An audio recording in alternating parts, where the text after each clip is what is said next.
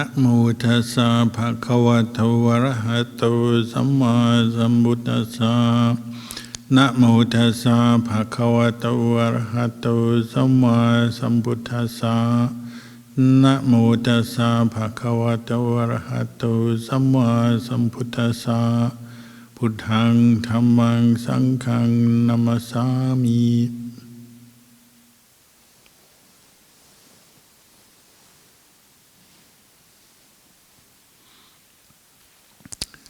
Blessings, good evening.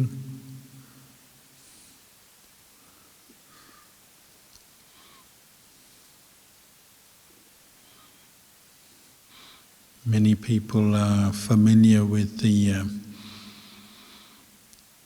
image of the Buddha sitting under the Bodhi tree in India on the night of his enlightenment. Very peacefully, serenely, and then facing the armies of Mara, or the hordes of Mara. You see these pictures on the sides of the walls in temples, Ubosita halls throughout Thailand. The Buddha sitting there, and the armies of Mara attacking, firing arrows of fire, hurling rocks or whatever weapons they've got. They're throwing the Buddha's way, and the Buddha just sits there, and all the arrows and rocks turn into flowers when they fall in front of the Buddha. And this symbolizes all the good qualities of the Buddha, the purity, compassion, the wisdom, or in simple terms we say the merit of the Buddha turns all the bad stuff into good stuff, all the negativity into something fragrant or beautiful. It symbolizes the nature of the enlightened mind. There's just no more causes and conditions for suffering. There's no more kilesa, greed, anger, delusion. So whatever the Buddha or enlightened person meets, it's all turned into something good.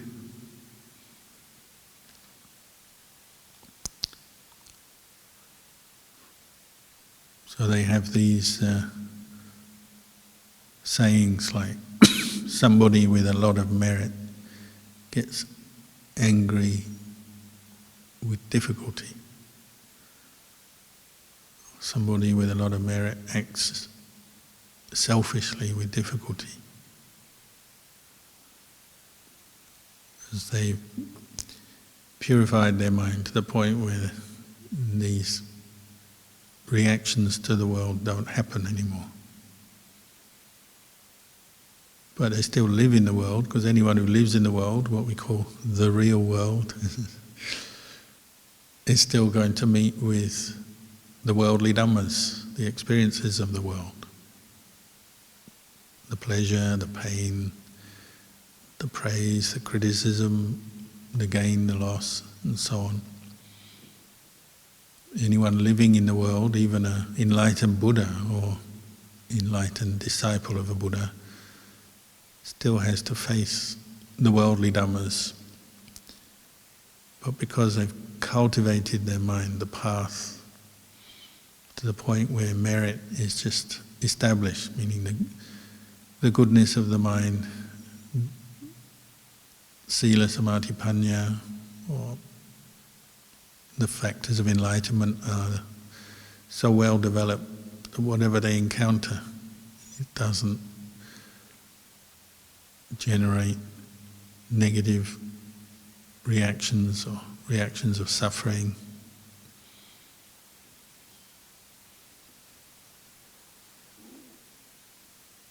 Because the mind is purified. So these paintings on the walls of the Uposita halls, they are there to remind us the goal of the practice, but also the means, the method of the practice. Our aim every day is to, we say, make merit, cultivate merit in our heart until the merit or meritorious qualities are established. The greatest merit is having insight into anicca, dukkha, anatta, the three characteristics. And so often we associate merit making with simply going to a temple and making offerings to Sangha. But on the highest level, it's bringing one's mind in line with the Dhamma, seeing the nature of physical and mental formations, what we say sankhara, as impermanent, as dukkha, as not self, not to be clung to as self. And that's the difference between the enlightened mind and the unenlightened mind. The unenlightened mind still responds to experience with a sense of self. So we say, the unenlightened mind sees something attractive, so then that gives rise to one kind of craving, liking, wanting.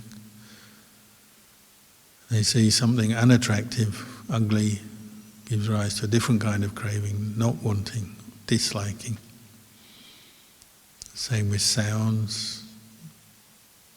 You hear different sounds, pleasant and unpleasant, gives rise to attraction or aversion. Tastes, taste something good, delicious, you want more. Taste something that doesn't agree with you or is just unpleasant, you want to get rid of it, get it out of your mouth. Smell something pleasant, fragrant, you want more of it, gives rise to desire. Smell something rotten or smelly, you want to get rid of that smell as quickly as possible. Touch is the same. Touch that is pleasant, soft, sensual, gives rise to desire. Touch that is hard or painful gives rise to aversion. All of this is the reaction of a sense of self forming with our experience every moment of every day. Sense contact, the Buddha called phassa. Phassa means contacting, say, eyes, see a form, healthy eyes, and there's light. You don't see much in the dark, so there's light, and the eyes are healthy, you're not blind yet, so you see, and that gives rise to the consciousness of seeing. The Buddha's word is chakku viññāna. The same for the other senses. So with contact between the sense base and its object, and then you get contact and consciousness arises. And with consciousness, if we haven't trained the mind, or you could say if there's no merit there, then straight away the sense of self forms. And you get the experience, I like this, don't like that, wanting, not wanting. This is what we call tanha. Tanha hardens into upadana, craving hardens into attachment, clinging. As Lumpur Buddhadasa used to say, tanha is the dog barking. The dog smells something or sees somebody, starts barking, making its noise. Upadana is the dog biting, the teeth clenching around the objects, because it's upadana means the hardening of craving, so the mind becomes firmer, harder. So we call it clinging or attachment. If If you've ever been bitten by a dog, you know what it's like. They cling on. Whether it's a small dog or big dog, they just cling on. Attachment is like that. It won't let go. Your mind won't let go of the object. It keeps holding on. I was once on Bindabata with a monk in Thailand, or a group of monks, and there was one household had a whole range of dogs. It was a farm. And they're all guard dogs. And the big guard dogs would just bark at you because they're big and they're not too bothered. They just know you're going to walk away, so they just bark. But they had a very little dog who had to prove himself to all the other dogs, so he wouldn't just bark, he would try and bite as well. And it was always the last monk who got it. So the last monk walking along would get the little dog snapping at his heels, and sometimes he'd actually latch onto the heel of the monk, sink his teeth in. And one day the monk who got his foot bitten started bleeding, and when he saw his own blood he just fainted on the spot. So the little dog brought the big monk down. That's what upadana does to our mind. It brings the mind down through craving and then attachment. And we make karma. So with craving and attachment we get what we call becoming, bhava. Becoming is the karma forming. And you do things according to your craving and attachment. You speak, you act, you do things. And your whole world is determined by the kind of cravings and attachments you have personally. This sense of self. And that leads on to birth. Becoming leads on to birth. You're born into desire, greed, anger, delusion. And this is the Buddha's description of the cycle of birth and death and suffering for a human being, the unenlightened human being. And we're trapped in that as long as we don't cultivate the path, mindfulness, insight, or we don't make merit, as it were, then we're trapped.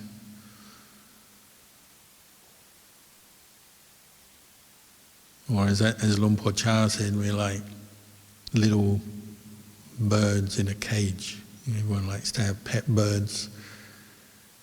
A little bird in a cage, and people will make the cage as comfortable as possible for the bird. So they might even, if they're wealthy, they buy a golden cage, and they have the best kind of bird furnishings, the bird bath, and the bird house, and the bird this and the bird that. But it's still a cage. They spend all the time beautifying the cage, but don't know that they're stuck in a cage. That's like samsara, what craving, attachment, becoming, birth leads to is samsara, being trapped. And with that we get suffering. However good your cage is, you're still subject to birth, aging, sickness and death. As long as we haven't relinquished or given up craving, attachment, becoming, we keep getting born into happiness and sadness, and we keep suffering. We attach to this body with a sense of self, so we have the aches and pains. Even birth is painful, and then growing up is painful. Working and living in the world brings us a certain amount of pain, disease, sickness, aging, and ultimately death.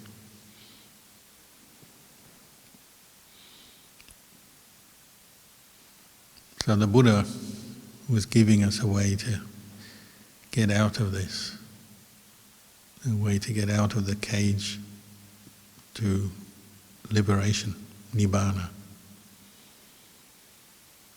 But that is up to us whether we follow that way or not, or we accept that we're just going to keep beautifying the cage but don't make any effort to get out of it. But because it's a cycle, a habits of mind, many habits that we've built up, it can sometimes seem hopeless trying to get out of the cycle, out of the cage, because we're just so trapped into our ways of thinking. But at least if you practice mindfulness and meditation, you might have a glimpse that there is a way out. When you experience some inner peace, when you start letting go, you establish mindfulness and let go of some of this craving and attachment, sense of self, then you get a glimpse of the happiness of letting go, which might motivate you, inspire you to keep going. However frustrating the practice is, however difficult it is to train your mind, if you've experienced some peace where you don't doubt that, because you know, oh, this is peaceful, this is happiness, or true happiness, or a better happiness than the happiness of just beautifying the cage.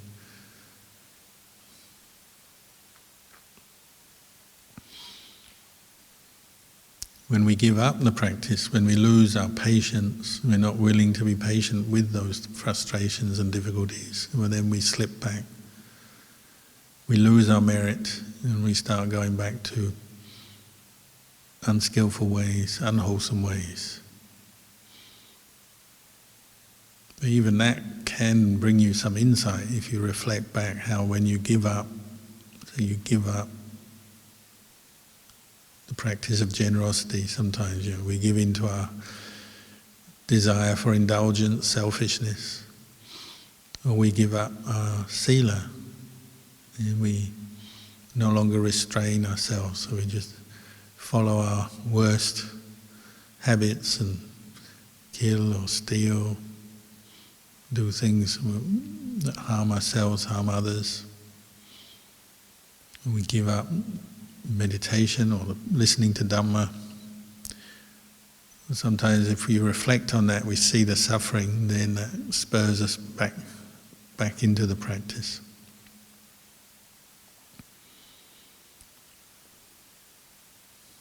So we have to accept, as we're practicing, of course, our mind will slip into negative ways based in what we call the defilements, greed, anger, delusion.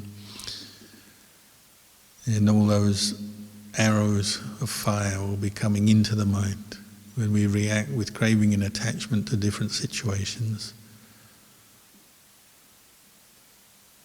But we have to keep going, like the Buddha. The Buddha didn't give up. He kept sitting there under the tree,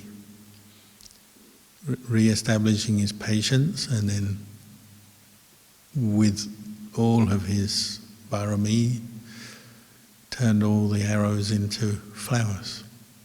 We have to do that. Every time you have an angry thought, you have to turn it into a flower. Every time you have a greedy or selfish thought, you have to turn it into a flower. So we have to keep coming back to the practice of dana, sila, bhavana.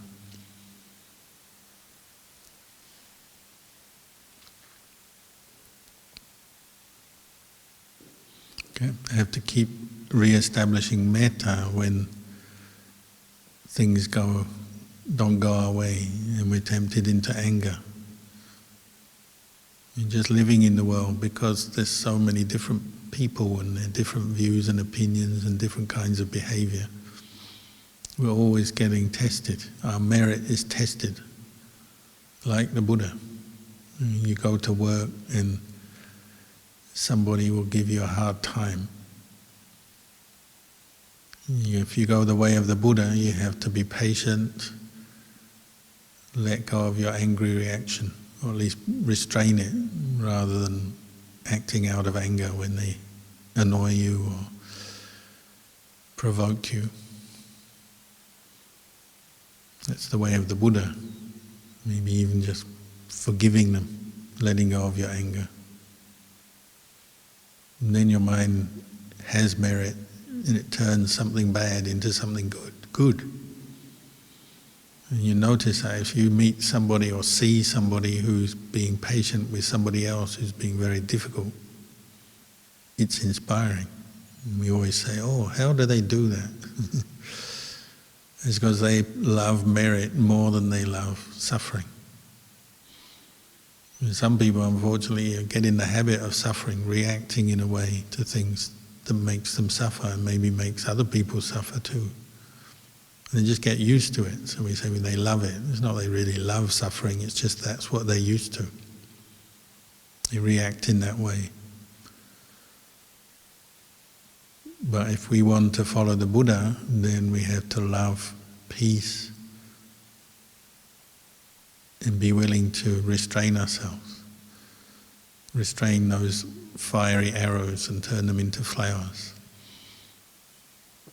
And sure, it's not easy. Of course, if it was easy, everyone would do it.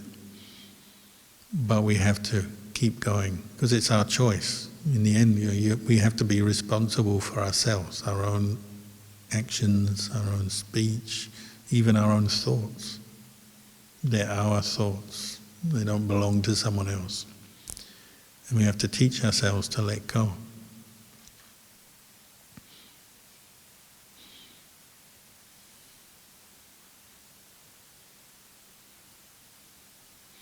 There was one time Indra, or Sakka, the king of the gods, came to see the Buddha. He said, why is there so much suffering in the world? And the Buddha said, well, because of people's jealousy and their avarice, their greed. So he said, well, where does that come from? Attachment, craving and attachment. We keep thinking if we follow our craving and attachment, our liking and our disliking, we'll get what we want, get rid of what we don't want, get what we want, and life will be better. But we don't see that when you follow craving, it creates clinging, attachment, and that leads on to disappointment, despair, suffering, annoyance, because attachment is making the world your own, saying this belongs to me, this is mine, this is myself. And you can't control the world. So you're always getting disappointed. You can't control other people. The ones you love, you want them to be there all the time, be the way you want, but they have to also deal with aging, sickness and death. People you don't love, you definitely don't want them around, but sometimes you have to live with them or be with them. The things of the world, the material things you want to, if you follow craving and attachment, you want to own everything. You want to be the owner of your space, your house, your home, your country, your place. But you can't, because you share it with the rest of the world. Monks always remember this. When you live in the forest, you have a kuti, you might say my kuti, but then something else comes to live in it. Ants or lizards or mice or birds or something. And it just reminds you, you can't even own a little kuti, a little hut in the forest, you can't say is really yours. Everything's like that. Somebody was here the other day, they've got a nice house, but it's an old wooden Australian house, so it's got termites. So they say my house has got termites, but the termites are saying, oh, my house has got humans. That's the nature of the world. We live here, people, animals.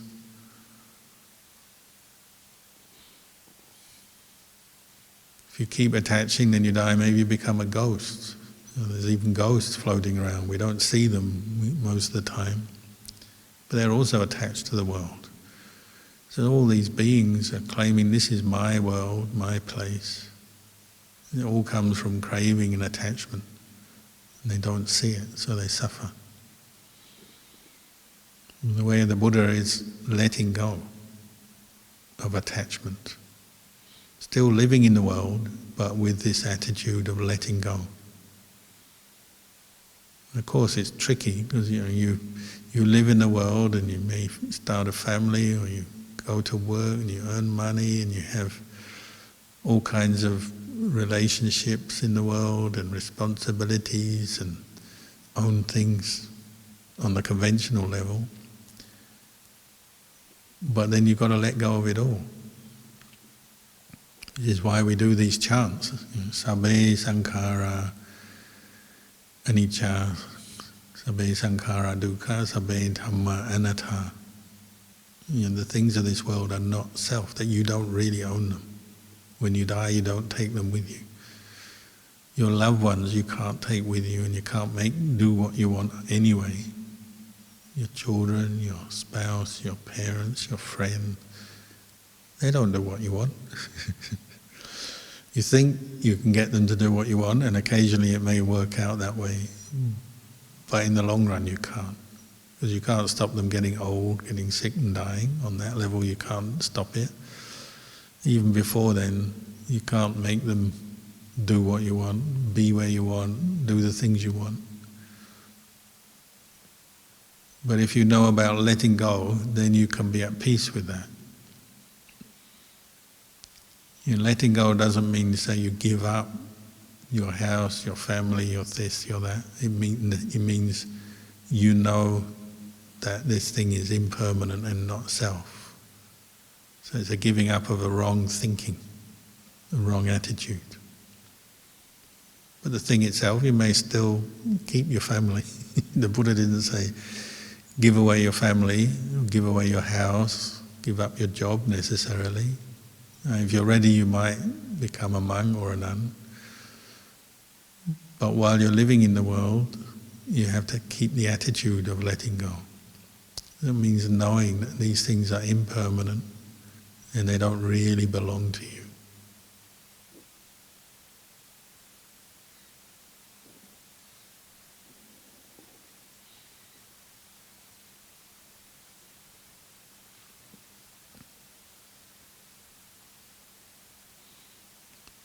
This is the Buddha's way, and it's the way of removing greed, anger and delusion from the human mind. Turning the arrows of Mara, all those negative thoughts, back into something positive, useful. When you see impermanence, it doesn't make you depressed. When you truly see it, it makes your mind free, peaceful, happy. You know that's the way things are. You see the Dhamma, you see the truth. So it frees you from suffering.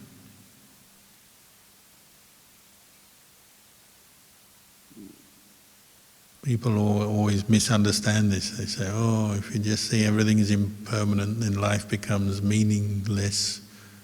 Might as well just give up.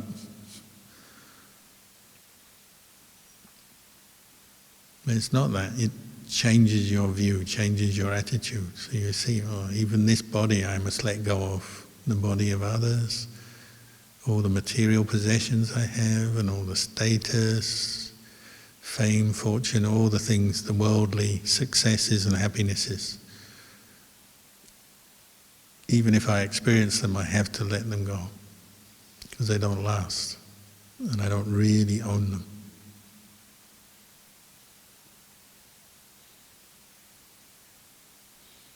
If we don't understand this, then we keep suffering, don't we? It keep burning us. That's why the arrows of Mara are on fire, because greed, anger and delusion burns our mind.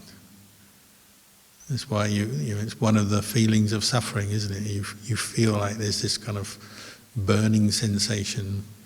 Maybe just the words of somebody else when they know how to get at you and they say something annoys you, provokes you, or hurts your feelings, you get a burning sensation.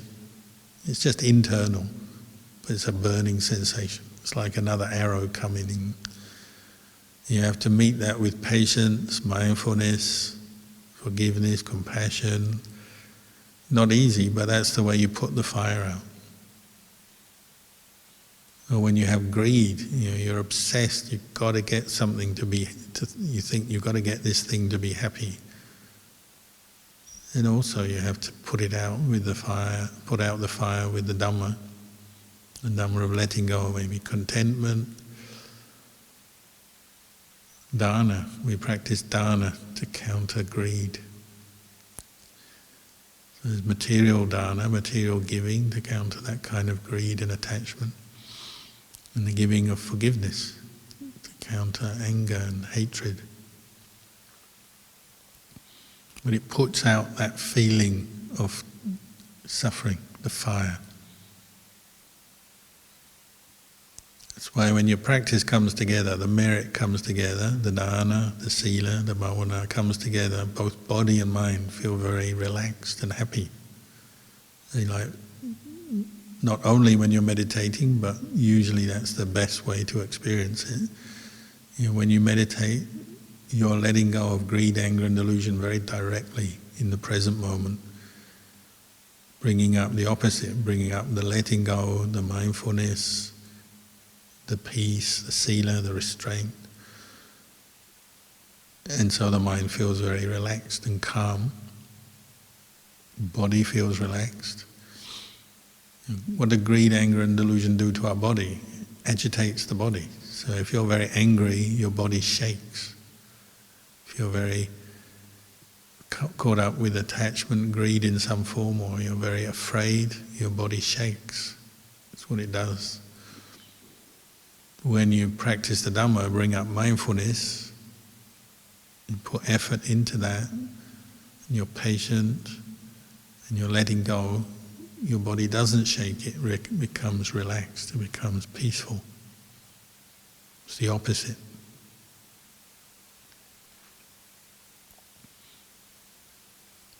If you use that peace to see and recognize the impermanence of things, then you can just let go on ever deeper levels.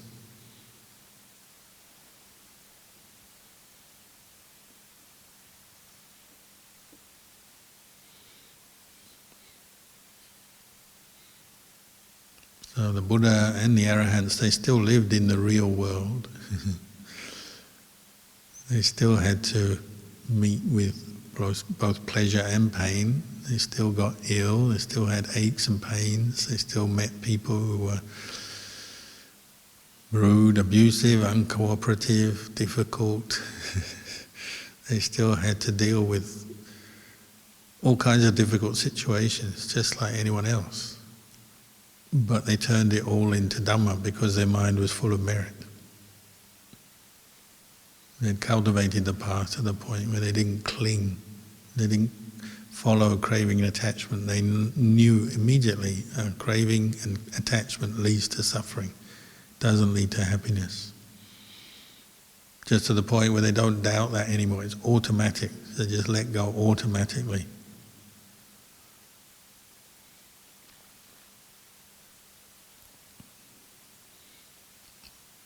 Nowadays everybody's getting excited by artificial intelligence, computers, software, algorithms, thinking they'll solve all the problems.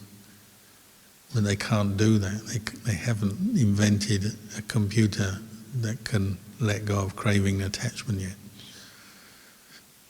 It can tell you to do it, repeating what it's heard, what the computer's picked up maybe from Dhamma talks around the world. The computer can absorb that information and say, oh, if you want to go beyond the suffering, let go of attachment.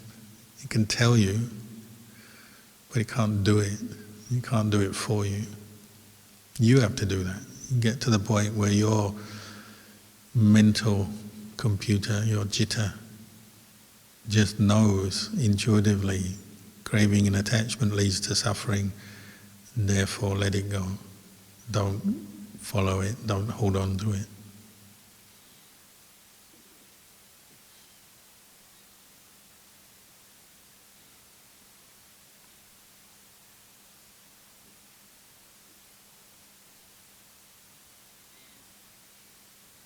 So this is what the Buddha was teaching, and we're lucky the Buddha's teachings are still with us today. That is our merit. So never think you've got no merit, because if you can hear the Dhamma and practice the Dhamma, however difficult it is, you've got merit. We just have to develop more, do more of it. So maybe I'll leave you with those thoughts tonight, and we'll end the session in a moment.